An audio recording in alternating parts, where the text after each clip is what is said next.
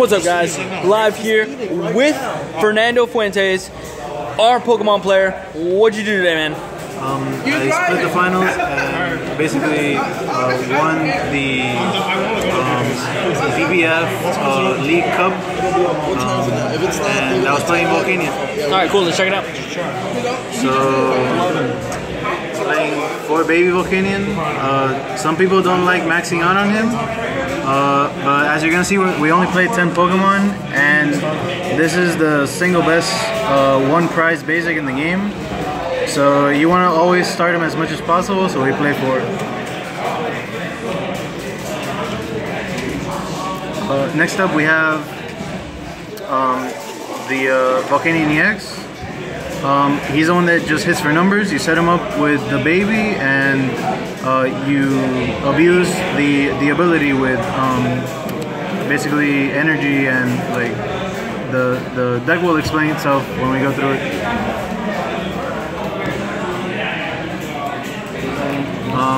We don't play any Lele's or Shamans or anything like that. The only acceleration we have for the deck is Oranguru. Because of the steam up ability on Volcanion, we can always have a low hand size during the course of a game, so you always get a lot of value from this guy. Also, Ultra Ball helps a lot with it too. And he only gives a 1 price. Yeah. So Sycamore is self-explanatory. We play 4. It's just, you know, we get to see more cards and we get to put Fire Energy in the graveyard in the early turns for the baby to do his job. We play 3N. Again, if we don't get a Sycamore, we still want to see as many cards as possible, so we play 3, not 4 because you don't want to see him in the really late game.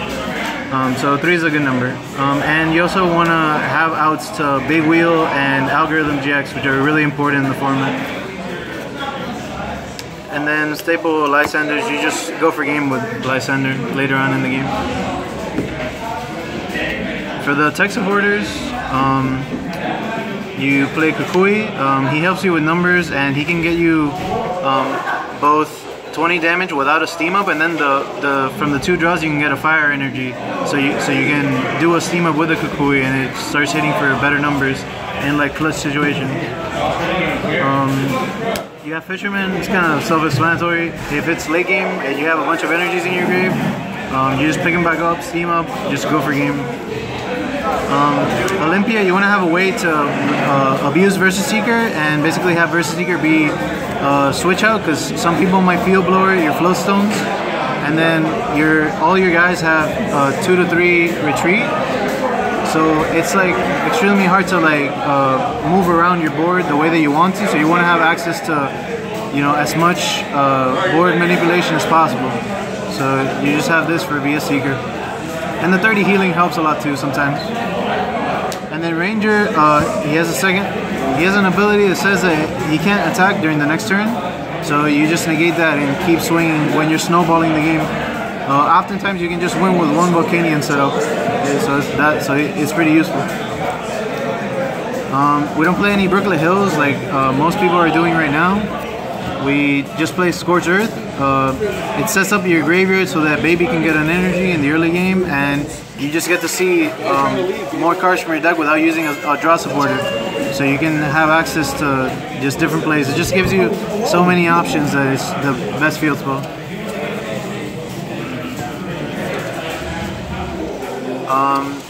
So this is the single best card in the game, but we only play 3 right now, simply because the 4th one in testing is just really clunky, and sometimes you really do want to conserve cards. So the 4th Ultra Ball was kind of getting rid of important cards we just wanted to keep in play basically. So we only play 3 of that. It's been good so far. We're playing VS Seeker. I'm not gonna explain that. Escape Rope, like I was saying before, we want to have board manipulation as much as possible, but also this one in particular over switch, because we're a very aggressive deck that can go explosive in the early game. So we want to have a disruptive element and have our opponent basically put up a Pokemon that we can knock out that they didn't want as their active Pokemon during that turn. So it's just a good amount of disruption and just switching at the same time. 2 max elixir. I didn't want to max out on this because of Garbodor, but there's certain matchups like water matchups, and just in general, you really want this card in certain situations, and the deck digs for so many cards that you find your copy, so you don't really need more than 2. I'm thinking about bumping it up to 3, but I'll see as like the format develops. But 2 is a good number right now. 1 field blower. This would be the 3rd max elixir, but today a lot of people were playing just trying to abuse Floatstone and like choice band stuff like that. So I just wanted to have the option to see this during the course of a game. Floatstone, just self-explanatory.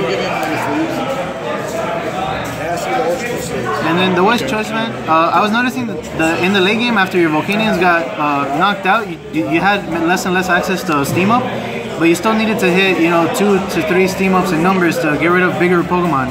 So I just took this for the late game like push basically.